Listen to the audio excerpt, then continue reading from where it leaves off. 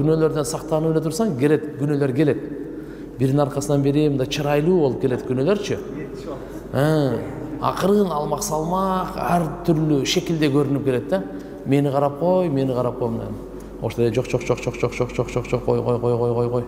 Пайгамбарыбыз айтты го, кыямат күнү 7 түрлүү кишинин бирөөсү ким? Мансаптуу, сулуу аял ага зынага чакырса, бул эмне дейт? Жок, мен Кудайдан коркомун дейт. Напсын кармаган. Буга эмне? Эртеги адамдын бардыгы кайгы, кыжалачылыкта көзүнөн жаш эмес, кан чыгып аткан учурда, мына күн газы ысытат, 40-45, чипука бул 40-45. Ошончо күн узактан туруп ушунча болуп аткандан кийин, эгерде башыбызга 1 мил келсе, канча келет? Кандай ысый? 1 мил келет деген пайгамбарыбыз. Пайгамбардын сөзү 2 эмес. Айткан 1 мил 1,5 километр. Алла. Элестетип көр кандай болот. Ошондо Алла Тааланын мээримдүүлүгүнүн көлөкөсүнөн башка эч кандай көлөкө болбойт. Алланын мээрими, ырайымынын гана көлөкөсү болот. Ал көлөкөгө 7 түрлүү кишиге орун берилет.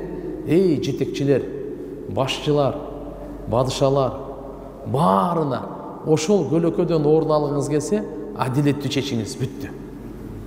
Сизден эч башка нерсе талап кылган жок. Тууганды карабаңыз, досту карабаңыз. Сиз Алланы караңыз дагы, Алланын кулдарына тегиз болуңуз, тең болуңуз, адилеттүү чечип кой, орун ала бер дейт да. Адилеттүү чечип кой, орун ала бер. Билип кой, адилетсиз чечтиңби, тууганыңа, досуңа, ошол сени поставить этет. Эртеби кеч бул дүйнөдө эле Алла Таала азырчы ушунча тез көрсөтүп калды да. Мурда бир жылдарды өткөрүп анан көрсөтчү эле. Азыр андай эмес. Азыр тез эле көрсөтүп калды. Ошондуктан эч кимди каратып отурсаң, Кудайдан корк дагы, жакпаса дагы, жакса дагы адилет чечип кой. Себеп бүгүн сен сыноодосуң. Алла Таалам сага мансап берди, сага бийлик берди, сага жетекчилик берди. Сен мейли бир заводду жетектейсиңби, бир мектепти жетектейсиңби, бир айыл өкмөтү же бир мамлекетти жетектейсиңби, айырмасы жок. Адилет чече бер. Куранда Алла Таала айтты, адилеттүү чечимге келгенде, эгерде ошо чечим сенин ата-энеңе каршы болсо дагы, туугандарыңа каршы болсо дагы, өзүңө каршы болсо дагы ошону чеч деди. Алланын алдында адилеттүүлүккө, күбөлүк берүүгө бекем тургула деди да. Мына.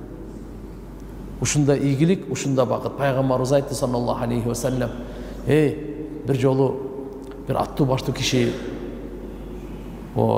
ошон баласы эме кылып, уурлук кылып койду да. Анан ортомчулукка түшүштү да. Бул ушундай киши эле, ушундай эле, ушунун баласы эле тигин дейди. Пайгамбарыбыз жини келип кызарып кетип айтты.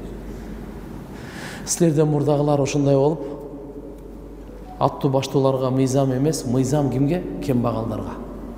Дештете берип, өздөрү жок болуп кетишкен деди. Силер да ошонун артынан эришсеңер, изинен жок болосуңар деди.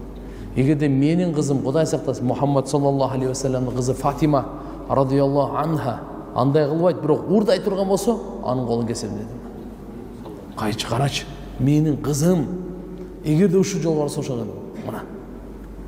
Ошон үчүн айтылат, аалымдар айтышат, адилеттүү мамлекет туруктуу болот, кафыр болсо дагы. Адилетсиз мамлекет туруксуз болот, мусулман болсо дагы. Иншалла биз баарыбыз бири-бирибизге жардам беришибиз керек. Жакшы иштерде, жамандыкты, алсыздыкты жашырууда, жамандыктардын эшиктерин жабууда, ошо жырткычтардын бардыгын бүтөгөндө биз жардам беришибиз керек. Бирибизге колубуздан келишинче, акылыбыздын жетишинче. Кимде канчалык мүмкүнчүлүк бар, канчалык рычаг бар, ошого жараша. Кимдин канча чөйрөсү бар, ошого жараша. Мамлекетти машалла имандын негизинде түптөш керек. Имандын негизинде машалла гүлдөтүшүбүз керек. Ар бир кыздарыбыз, балдарыбыз, жигиттерибиз иншалла эртеге алхамдулилlah ушундай бир аман, ушундай бир берекелүү, ушундай бир ынтымактуу эл чөйрөдө жашай турган болсок, бул кандай бакыт бул. Алла Таала Кур'ан-ы Каримде айтат. Ошо Кур'анда Ибн Масуд радияллаху анху мындай деген жери бар да. Качан сен Кур'анда я айюхалладина аману деген сөзді ұқсаң, Алла Таала кайрылганда ушундай кайрылат. Я айюхалладина аману, эй иман келтиргендер. Бул өтө чоң шарапаттуулук, өтө чоң урмат сый. Алла Таала бизге эй адамдар деп кайрылган жок, эй иман келтиргендер деп адамдардан дагы өзгөчөлүк макам менен кайрылып атат да. Ошондой деп Ибн Масуд радыйаллаху анху айтат, качан я айюхалладина аману деп кайрылса, сен кулак төшөп уккун дейт.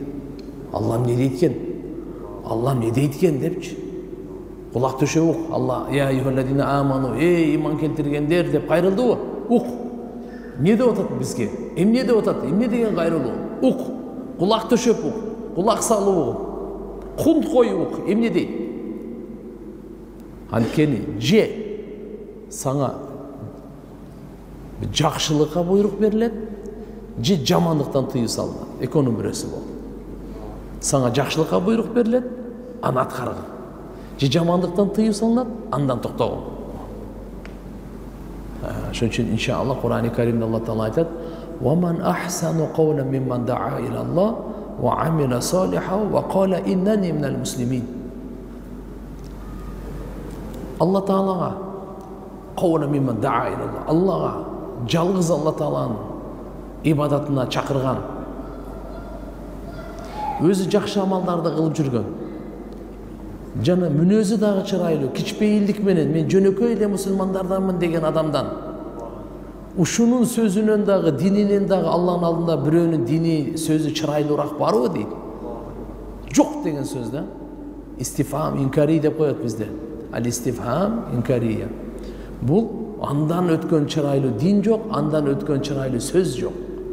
Ким, кайсы эркек, кайсы аял ушу үч ишти кылса, анын дини сөзү Алланын алдында эң чырайлуу, эң сүйкүмдүү. Ким Алланын жалгыздыгына даават берген, өзү жакшы амалдарды кылган, чачынан таштап тырмакка чейин өзүн ушуга машык кылган, убадага каршы чыкпайт, сүйлөсө алдабайт.